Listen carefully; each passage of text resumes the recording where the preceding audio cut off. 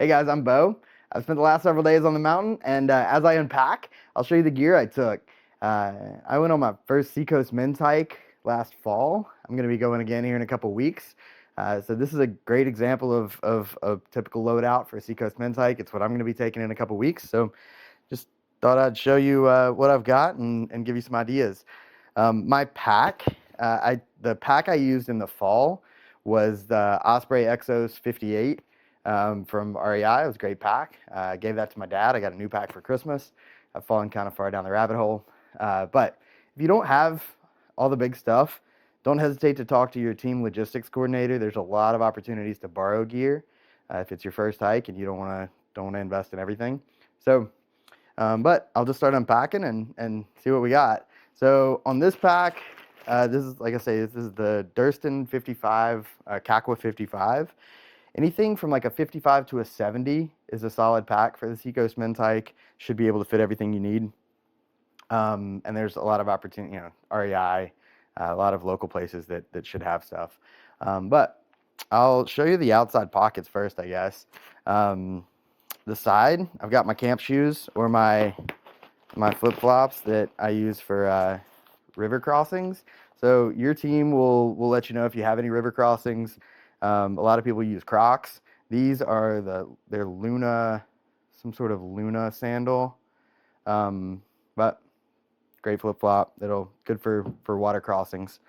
As far as water bottles, this time I took a Nalgene and a Smart Water 1 liter Smart Water bottle with the sport cap, which is really nice. The Nalgene, some people just use another Smart Water bottle. Definitely you will want two. Carrying 2 liters is smart. Again, your hike leaders will tell you how long the water carries are and if you'll need to pack a lot of water or not a lot of water. The Nalgenes are also nice because if you'll probably hear often, but if it's going to be cold at night, you can boil water, put it in the Nalgene, put it in the foot of your sleeping bag, and help keep your feet warm at night. So water's on this pocket. On the back, I've got a Swedish dishcloth. It's nice to dry your tent in the morning, anything that gets a little wet. Actually, this past weekend was on a trip and kind of swam in the river and dried myself off with this. I've also got hand sanitizer hanging here. I got a little thermometer. Shows you the temperature and then the high and the low. It's a nice little thing. Picked that up off of garagegrowngear.com. I've fallen kind of far down into the gear rabbit hole, so you definitely don't need a lot of this stuff. But also picked this up. I carried a really heavy Yeti coffee cup in the fall hike, and then last week I was at REI and saw this. It's a really lightweight coffee cup. There's nothing like that first cup of coffee in the backcountry though, so this is definitely a luxury item for me. What else in this pocket? I've got a beanie and a buff. So these are nice. This is just a gray merino wool buff. If it's cold, usually wear it as like a neck gaiter. Got a lot of use out of it, and then you can use it as a pot holder or a bandana, or just you can actually use this as kind of a towel. It's nice to have. Let's see, this other pocket over here. This last trip I was on, I had to take my own water filtration, which on the Seacoast men's hike, talk to your leaders, but there's a good chance that they will have everything they need to filter water, to start fire. So you might not need all this stuff, but I use it's a Seacoast Outdoor 2 liter water bag with a Sawyer squeeze. Does a good job of filtering water, and made it really easy. Here's my other sandal. I also keep my tent stakes in my side pocket so that they don't poke a hole in my main compartment. Kind of got a combination of tent stakes that came with my tent and also some of the MSR mini groundhogs. Which is nice to have.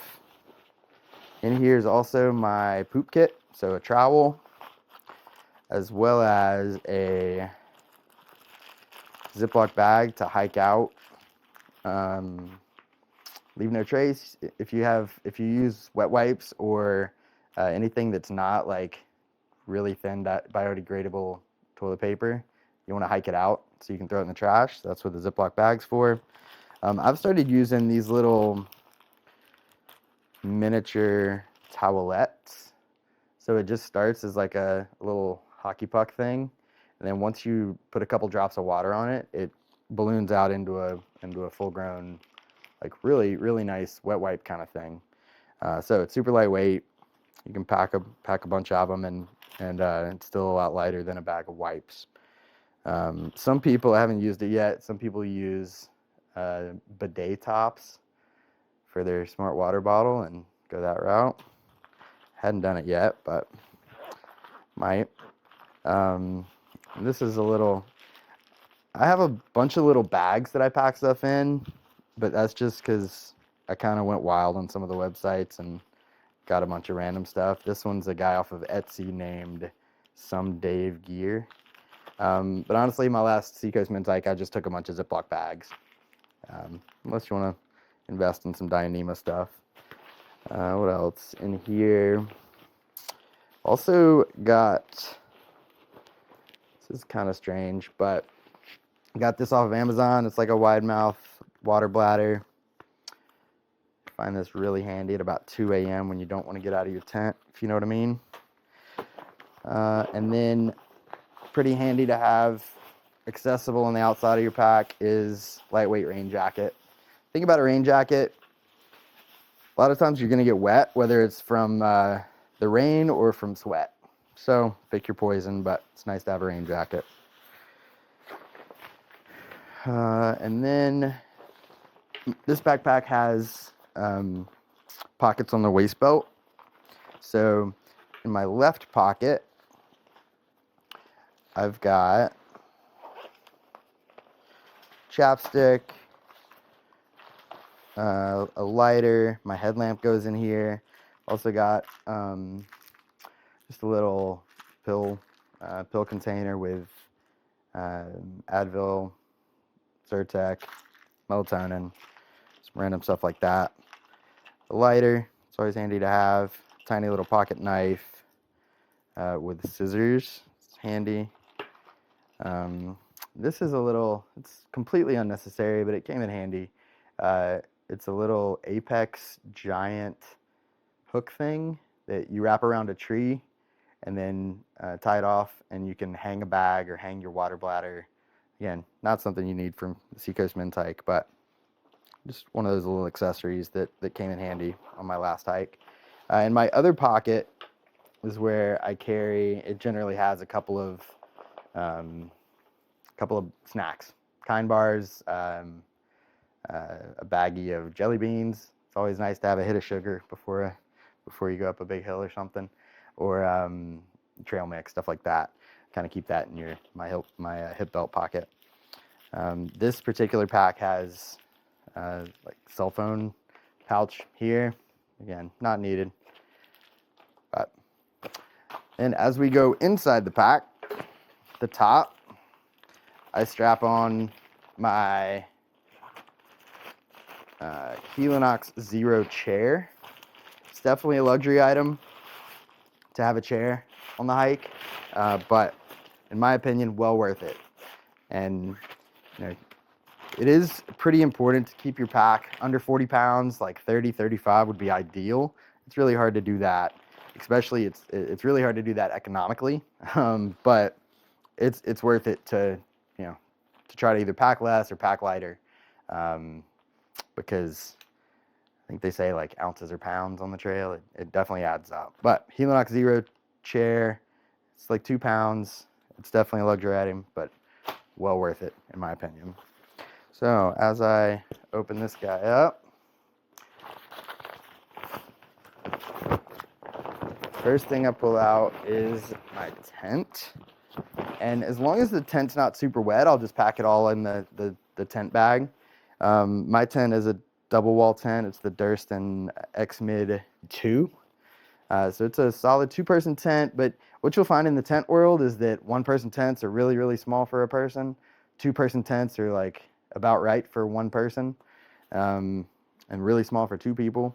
But and some of the campsites can be pretty tight, so it's kind of a little tricky to find a spot big enough for this tent. But it worked, and a lot of people carry, 1 or 2-person tents. This one worked for me, but it is a 2-wall tent, so if the outer is wet, like if the rain fly is wet, then usually I'll just pack it separately and then keep the dry inner in my bag, so that I might hang the outer off the back of the pack so it dries while I'm walking or something. But anyway, tent comes out first. Next thing comes out is a bear bag, my food bag. So you will need to have some sort of bear bag, whether it's some sort of dry bag or something that has a good clasp, because you do hang bear bags at night I don't think it's to catch bears. Never caught a bear, but you get the idea. We can talk about food later, but essentially, you'll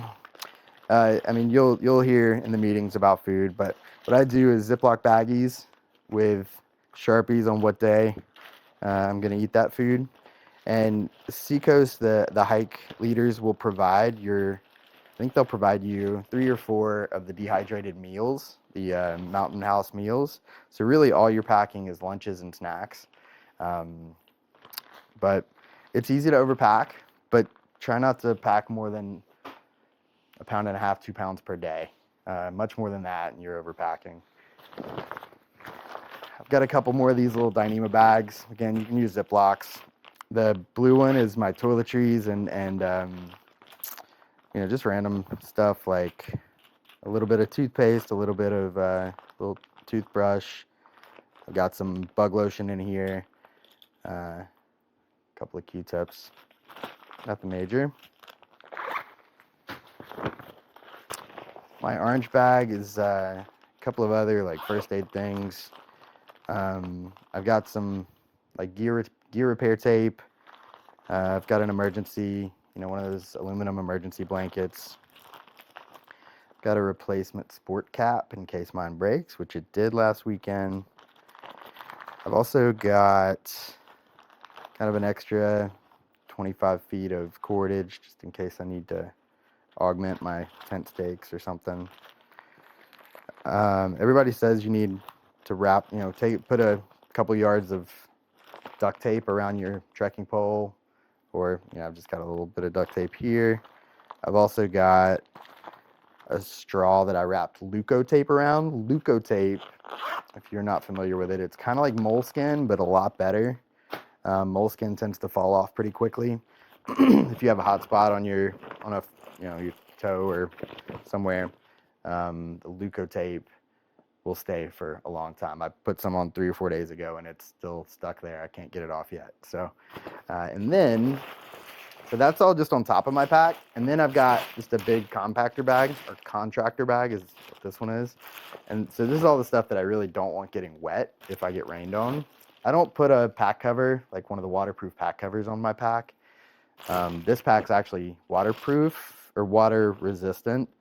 The seams are not waterproof, so I still put everything in a contractor bag. I've got just a merino wool base layer pants. Those are really nice at camp last week when it was cold. I used a Nemo Tensor insulated regular wide sleeping pad. Works really well. The thing that they don't really tell you at first about sleeping pads, this is where you get all your warmth from the ground. So if the ground's cold, then you need a warm sleeping pad so that you don't get cold at night. So this one has an R value of like 5. That's how they measure warmth. I think this one's like 5.4 or something. Anything with an R value of like 2 or 3, you're probably going to be cold if it's cold outside. Your sleeping bag, because when you lay in your sleeping bag, it compresses, so you don't get a lot of warmth from the bottom, the underside. Let's see what else. Oh, this is a jet boil, or the MSR version of a jet boil. on the Seacoast men's hike, you probably don't need one of these. Talk to your hike leaders. Usually the hike leaders have plenty of jet oils to go around, because essentially once you get to camp, people start boiling water for your food. They'll start boiling water for your coffee. I took one because my last trip was not a Seacoast men's hike. So you're not really going to be doing any proper cooking. Really, you're just going to be rehydrating with boiled water the Mountain House meals.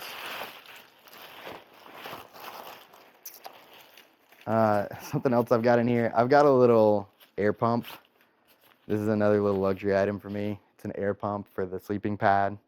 I really don't like blowing up a sleeping pad after a long day of hiking, so I use a little air pump. It's about 3 ounces. It's worth it. Let's see here. Somewhere in here is my puffy jacket. I actually might have already taken it out, but just got like a Patagonia puffy jacket.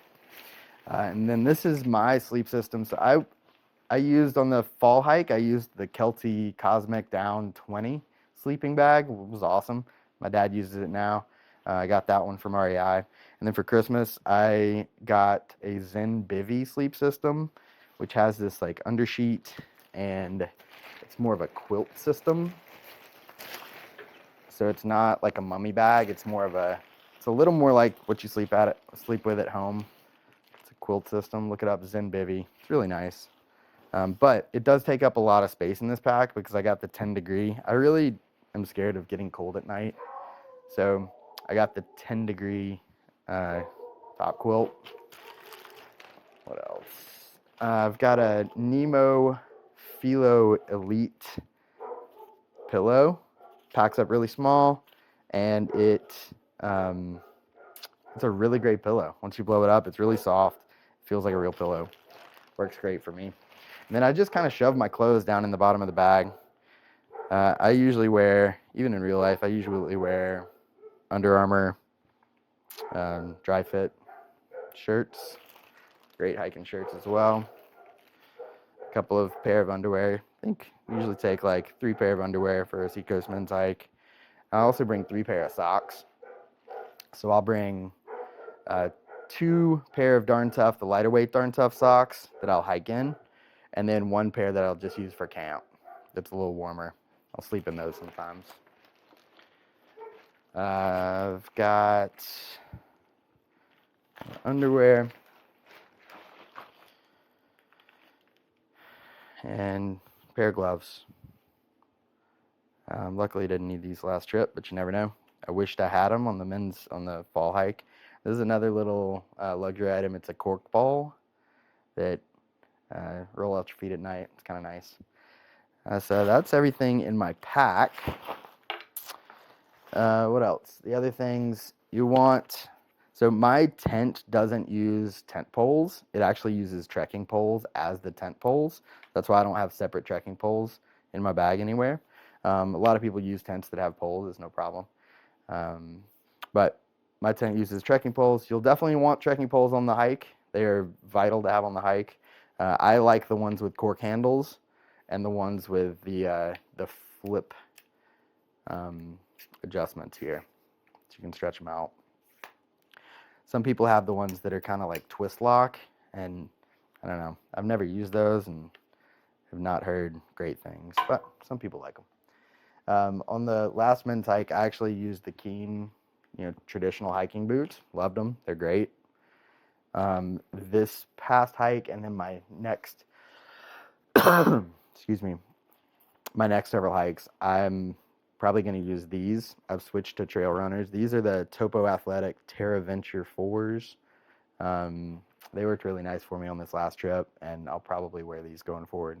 I went and got fitted at Blue Sky Endurance. They have a machine you can walk on to get insoles that are good for your foot. I think that's important no matter what kind of shoe you're wearing. It really helps out. So anyway, that's pretty much it. As far as what I wear, this last trip I wear this Marshwear. I think it's a local Charleston company, but Marshwear hoodie. And I just wear the normal like zip off hiking pants from REI. They look like stereotypical hiker, but it's nice to be able to zip off if you have creek, river crossings, zip off your legs and cross the river in shorts. So anyway, that's my loadout. If you're on the Seacoast Men's Hike, I hope you have a great hike.